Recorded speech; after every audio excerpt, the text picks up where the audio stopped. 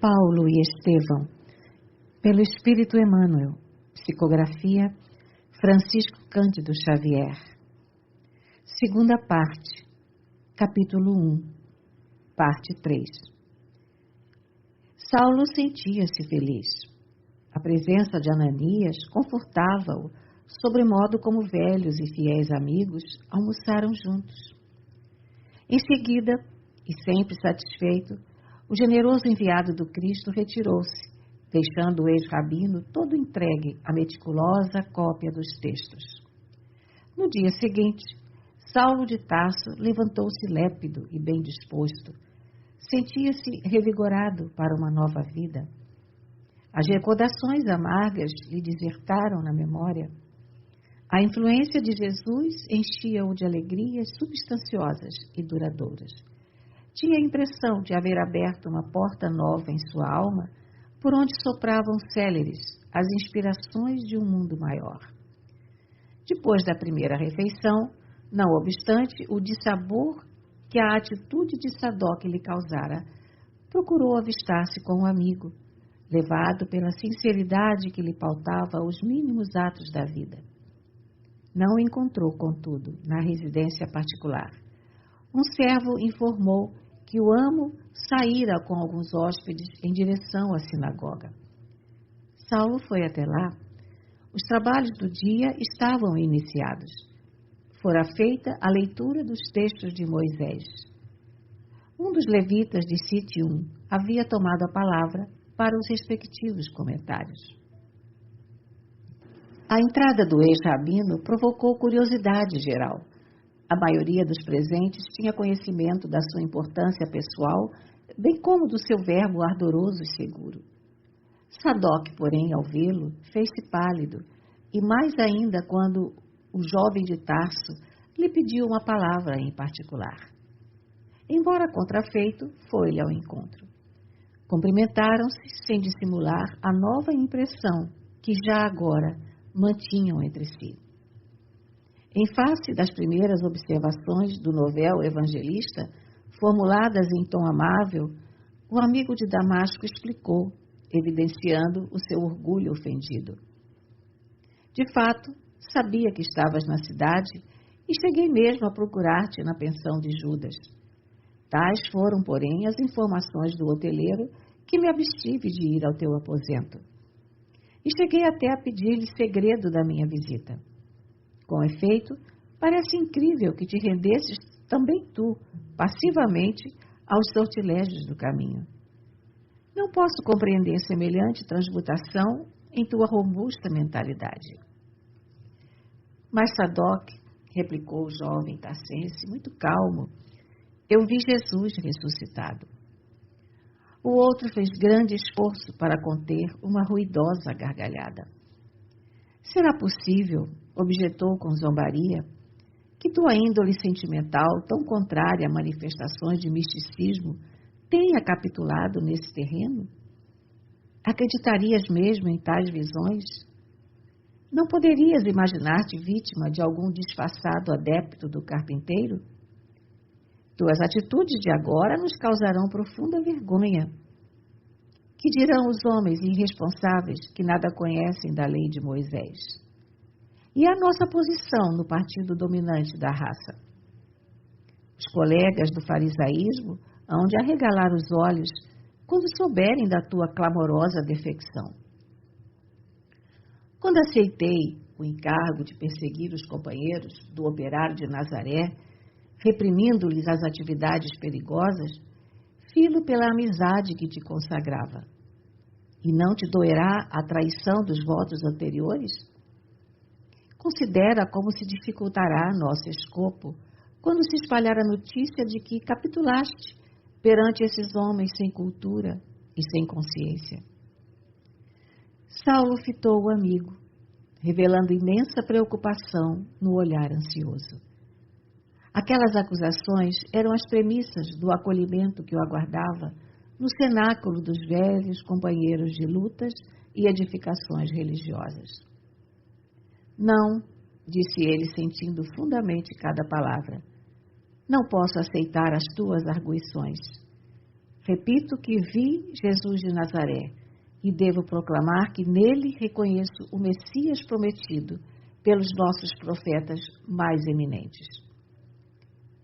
Enquanto o outro fazia largo gesto admirativo ao observar aquela inflexão de certeza e sinceridade, Saulo continuava convicto. Quanto ao mais, considero que a todo tempo devemos e podemos reparar os erros do passado. E é com esse ardor de fé que me proponho regenerar minhas próprias estradas. Trabalharei doravante pela minha certeza em Cristo Jesus. Não é justo que me perca em ponderações sentimentalistas, olvidando a verdade. E assim procederei em benefício dos meus próprios amigos. Os amantes das realidades da vida sempre foram os mais detestados ao tempo em que viveram. Que fazer? Até aqui, minhas pregações nasciam dos textos recebidos dos antepassados veneráveis. Mas hoje, minhas asserções se baseiam não somente nos repositórios da tradição, senão também na prova testemunhal. Sadoc não conseguiu ocultar a surpresa. Mas a tua posição e os teus parentes, e o nome, e tudo o que recebeste dos que rodeiam tua personalidade com fervorosos compromissos? Perguntou Sadoc, revocando ao passado.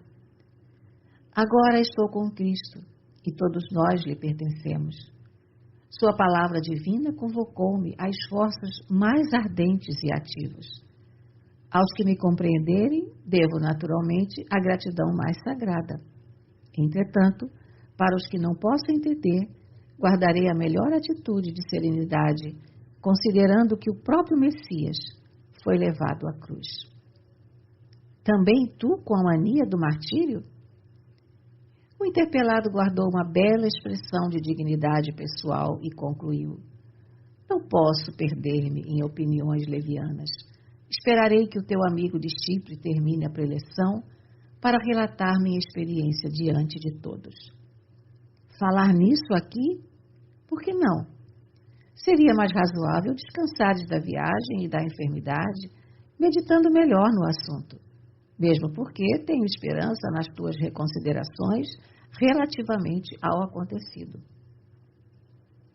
Sabes, porém, que não sou nenhuma criança e cumpre-me esclarecer a verdade em qualquer circunstância. E se te apuparem? E se fores considerado traidor? A fidelidade a Deus deve ser maior que tudo isso, aos nossos olhos. É possível, no entanto, que não te concedam a palavra, ponderou Sadoc, após esbarrar com a força daquelas profundas convicções. Minha condição é bastante para que ninguém se atreva a negar-me o que é de justiça. Então, seja, responderás pelas consequências, concluiu Sadoc, constrangido. Naquele momento, ambos compreenderam a imensidão da linha divisória que os extremava.